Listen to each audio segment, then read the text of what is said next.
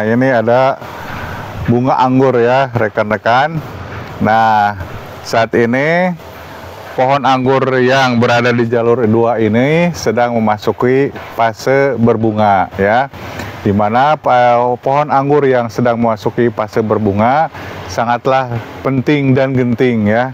Karena apa? Karena kedepannya tentu akan menentukan apakah pohon anggur tersebut akan berbuah lebat atau tidak. Nah, hal apa saja yang harus kita lakukan selama pohon anggur memasuki fase berbunga?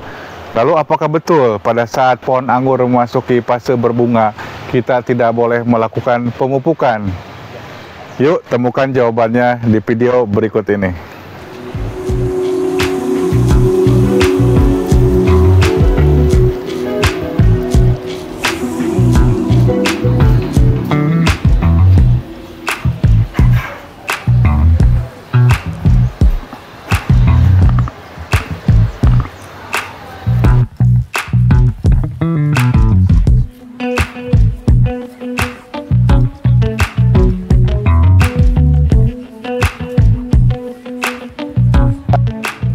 Sebelum melanjutkan videonya, bagi rekan-rekan yang ingin menanam anggur, nah kami di sini menyediakan bibit anggur berbagai varian dan berbagai harga ya.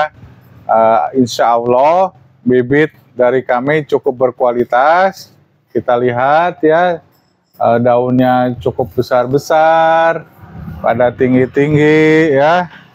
Nah, jadi rekan-rekan yang menginginkan bibit anggur bisa dipesan melalui WA kami. Assalamualaikum warahmatullahi wabarakatuh. Berjumpa kembali dengan saya Ade Irman Kurniawan dari Kebun Anggur Almira Grape di Sumedang. Nah, kali ini kita akan membahas mengenai tips-tips apa saja yang perlu dilakukan pada saat perawatan bunga anggur ya, atau pada saat pohon anggur memasuki fase berbunga ya. Karena seperti yang sudah disebutkan di awal video, pohon anggur yang sedang memasuki fase berbunga sangatlah krusial ya. Karena akan menentukan apakah bunga anggur yang dihasilkan oleh pohon anggur tersebut akan berubah menjadi buah atau tidak ya. Yang akan menghasilkan apakah pohon anggur kita akan berbuah lebat atau tidak. Nah, hal apa saja yang harus kita lakukan? Yuk, mari kita simak berikut ini. Hal pertama yang harus kita lakukan terhadap pohon anggur yang sedang berbunga adalah melindungi ya dari kondisi alam ya. Kondisi alam apa saja yang berpengaruh terhadap bunga anggur? Yang pertama adalah angin ya. Nah, terpaan angin yang sangat kuat itu akan membuat bunga-bunga anggur itu bisa menjadi rontok ya. Karena begitu kuatnya terpaan angin akan menyebabkan proses perubahan daripada bunga ke buah itu bisa menjadi rusak gitu ya, atau tidak berhasil. Nah, salah satu caranya adalah dengan penggunaan paranet ya, seperti yang di samping saya ini. Nah, paranet ini bisa menahan terpaan angin ya. Jadi kalau di kami ini di bawahnya itu dibuka biar udara tetap masuk, angin ke bawah tetap masuk, tetapi bagian atas ya, yang jika ini nanti menghasilkan bunga itu akan terlindungi oleh paranet ya. Nah, jadi ini sudah dipangkas, mudah-mudahan ini akan menghasilkan bunga yang cukup lebat. Nah, nanti perlindungan dari anginnya itu adalah dengan menggunakan paranet ya, sehingga bunga yang nanti akan muncul dari hasil pangkasan ini akan terlindungi. Hal berikutnya yang harus kita lakukan adalah melindungi bunga anggur dari air hujan ya. Nah, sebagaimana kita ketahui, curah hujan di Indonesia itu cukup tinggi ya, karena kita memiliki hanya 2 musim, musim penghujan dan musim kemarau. Maka pada saat kita memasuki musim penghujan, curah hujan ini terjadi begitu cukup lama, dan apabila air hujan ini menerpa bunga-bunga anggur di pohon anggur, itu dipastikan bahwa bunga anggur tersebut akan rusak ya, bahkan akan rontok ya, dan gagal untuk berproses menjadi buah ya. Nah, oleh karena itu perlu kita lindungi bunga anggur di pohon kita dengan cara menaungi ya. Kalau kami sih alhamdulillah insya Allah aman ya dengan adanya greenhouse ini, karena anggur-anggur kami semuanya berada di greenhouse ya.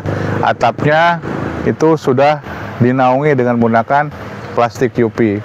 Nah, bagi rekan-rekan pengangguran yang menanam pohon anggur di tempat terbuka, pada saat memasuki musim penghujan dan pada saat pohon anggur sedang berbunga, segera lindungi pohon anggur Anda dengan membuat naungan ya. Naungan bisa dari plastik UV ya, bisa menggunakan fiber transparan atau spandek bening gitu ya. Banyak media yang bisa digunakan sebagai naungan pohon anggur ya. Karena jika dibiarkan tanpa perlindungan naungan, dipastikan bunga anggur akan rusak dan hancur. Hal berikutnya yang mesti kita lakukan ketika pohon anggur sedang berbunga adalah seleksi ya. Seleksi terhadap tersier yang tumbuh maupun bunga ya. Nah, di sini diperlukan pengetahuan ya yang dalam tentang pemilihan tersier yang baik atau pemilihan bunga yang baik ya.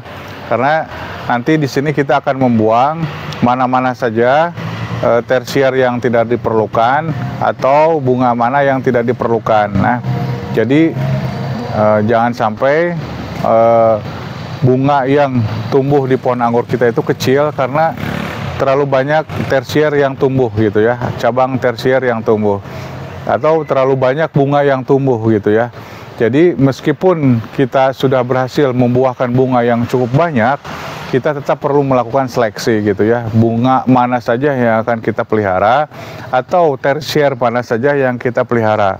Nah, di sini juga selain pengetahuan tentang pemilihan tersier dan bunga, juga diperlukan pengetahuan tentang pohon kita sendiri ya, terutama masalah kekuatan pohon kita sendiri, energi yang dimiliki oleh pohon kita sendiri, atau nutrisi yang bisa diserap oleh pohon kita. Karena kita harus mengetahui kekuatan ya, apakah pohon kita itu bisa menumbuhkan banyak tersier, apakah pohon kita itu bisa menumbuhkan banyak bunga dan mentransformnya menjadi buah. Nah, hal itu yang perlu kita ketahui ya. Makanya pengenalan terhadap pohon kita itu sangatlah penting gitu ya. Jadi jangan sampai kita sudah menghasilkan bunga yang banyak, tersier yang banyak, tapi kesananya malah menjadikan bunga atau buah yang menjadi kecil-kecil ya, tidak optimal gitu ya. Nah, seperti apa pemilihan tersier atau bunga yang harus kita lakukan? Nah, saya beri contoh saja ya, beberapa kasus yang terjadi di pohon kami ini. Nah, seperti ya, contoh yang ini ya, ini bekas tersier yang dulu ya. Nah, setelah dipangkas di sini, maaf di sini, itu dari tersier ini tumbuh 4 tersier baru gitu ya. 1, 2, 3, 4. Nah, dari 4 tersier yang tumbuh, hanya 1 yang membawa bunga ya, yaitu tersier yang ini. Dan itu pun bunganya kecil. Kenapa hal ini bisa terjadi seperti itu? Karena sekali lagi saya katakan ini menyangkut kekuatan dari pohon ya, energi dari pohon itu untuk menumbuhkan tersier maupun bunga ya. Jadi kita bisa lihat bahwa kalau di sini itu kekuatan pohonnya jika menumbuhkan 4 tersier itu sepertinya tidak optimal ya, karena terlihat bunganya kecil.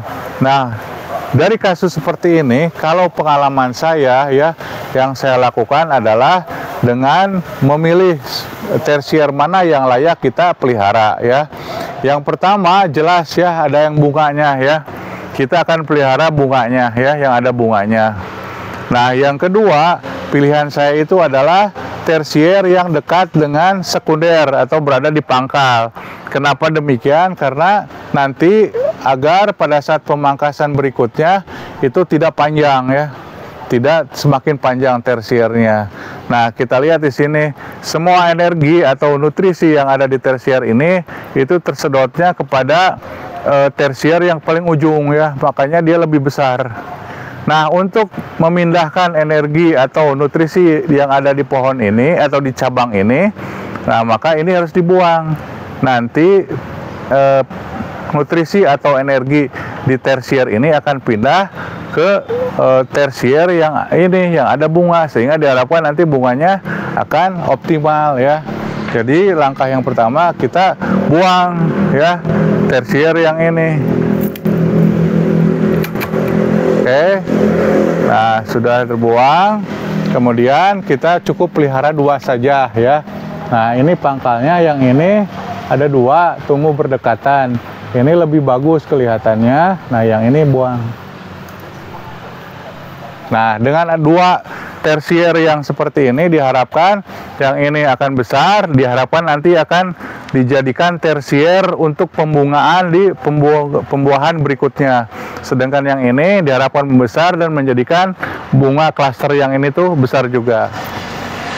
Nah, ini kasus berikutnya gitu ya. Di sini ada dari 1 cabang tersier ini dipangkas di sini, kemudian tumbuh 3 ya, tumbuh 3.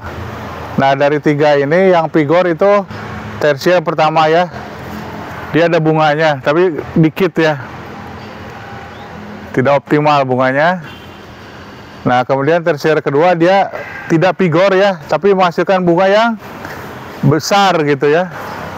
Ini menandakan nutrisi atau energinya lari ke bunga ya. Nah sedangkan yang ketiga ini dia tidak menghasilkan bunga ya, tetapi pigoritasnya cukup karena dia tidak ada bunga ya. Nah oleh karena itu, karena kita akan memelihara bunga, nah agar energi yang disalurkannya itu bisa ke bunga juga ke pertumbuhan tersier, maka tersier yang berada di ujung ini kita buang ya. Nah nanti untuk pembuahan berikutnya ini yang akan kita pakai tersier ini. Seperti yang saya katakan sebelumnya di awal, ini tersier yang dekat dengan pangkal ya, atau dekat dengan sekunder.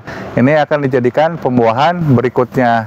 Nah ini yang di ujung, apalagi tidak menghasilkan bunga, kita buang saja.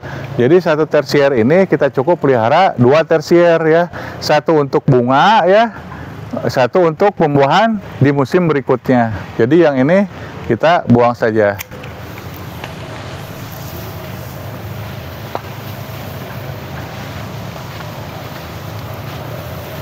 Nah dari kasus yang ini gitu ya, kita lihat ada 3 tersier yang tumbuh ya setelah dipangkas di sini.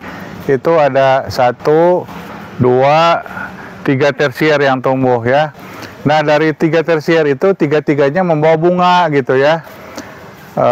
Tapi ada yang 1 tersier membawa 2 bunga, tapi satunya lagi ini tidak potensial ya, tidak bagus tumbuhnya. Karena mungkin energinya itu kurang gitu ya, atau nutrisinya kurang untuk menumbuhkan 4 bunga ya. Makanya kita buang bunga yang ini ya. Nah yang tidak bagus, nah kita pelihara hanya 3 saja ya. Karena 4 itu ternyata yang keempatnya bunganya tumbuhnya tidak optimal ya. Jadi mudah-mudahan jika kita menumbuhkan 3 bunga, itu kita akan mendapatkan hasil yang optimal. Selain itu, untuk menghemat energi ya, menghemat nutrisi, buanglah tunas air ya, semua tunas air di cabang-cabang tersier untuk menghemat nutrisi. Selain itu, buang juga sulur-sulur ya, buang juga sulur-sulur untuk menghemat nutrisi, agar nutrisi yang tersalurkan ke cabang ini itu larinya selain ke pertumbuhan tersier juga bisa memperbesar bunga yang ada di sini ya. Oke. Kemudian jika menemukan bunga anggur seperti ini ya, nah, untuk menghemat nutrisi juga, selain membuang tunas air yang tumbuh ya, nah buang tunas air juga kita buang ya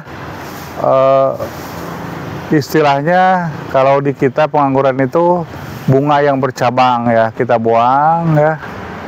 Nah ini buang, nah seperti ini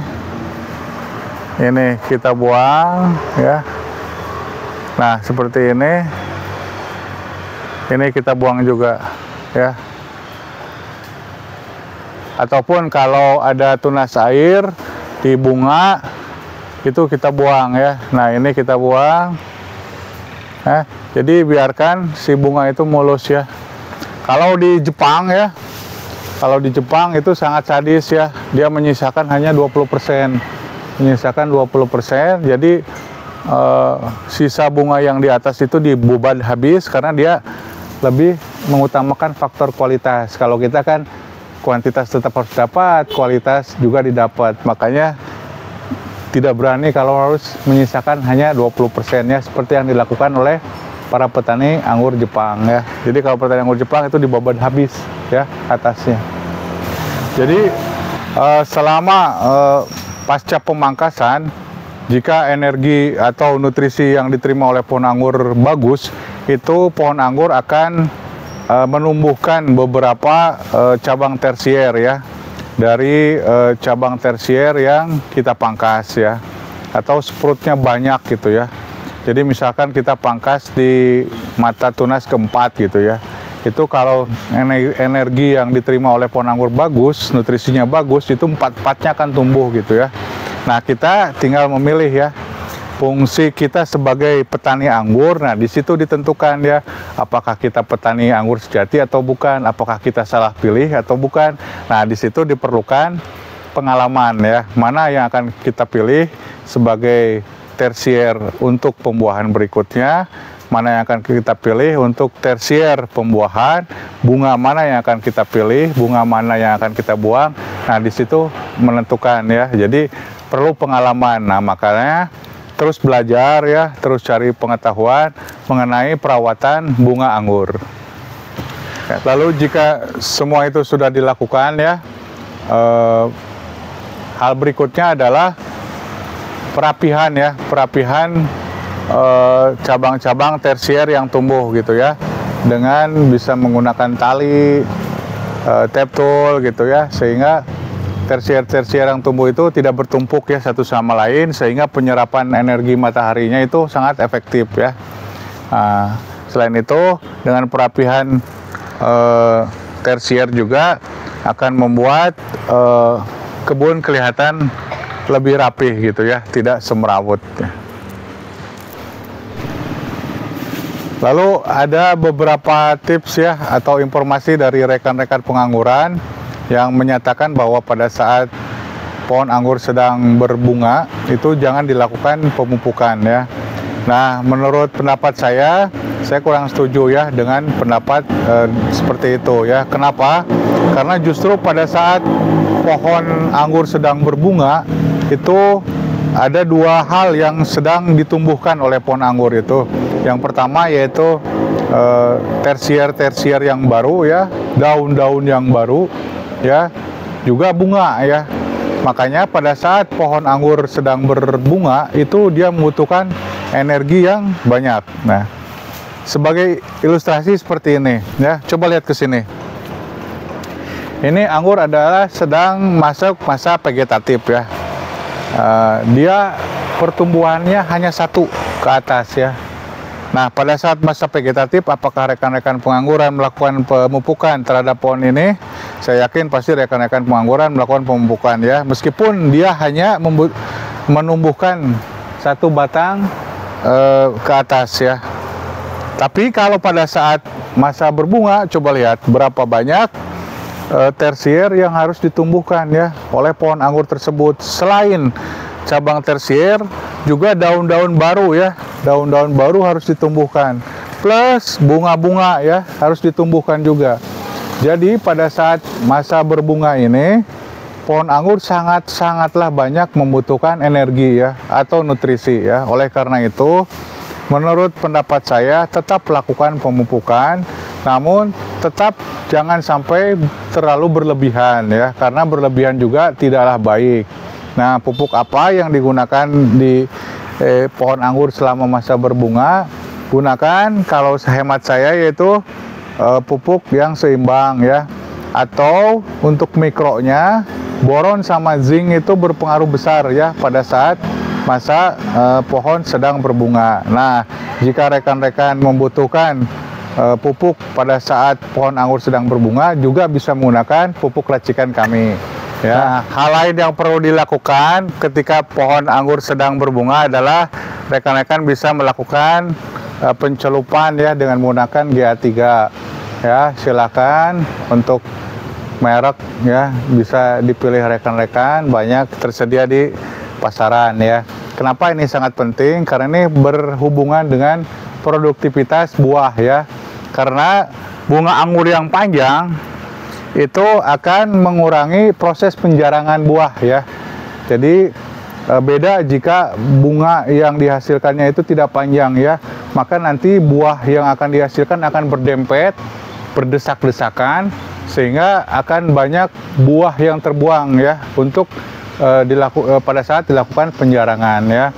Nah, namun jika bunga yang dihasilkan itu panjang ya, itu akan mengurangi proses penjarangan karena posisi buah yang dihasilkan nanti tidak terlalu berdesak-desakan.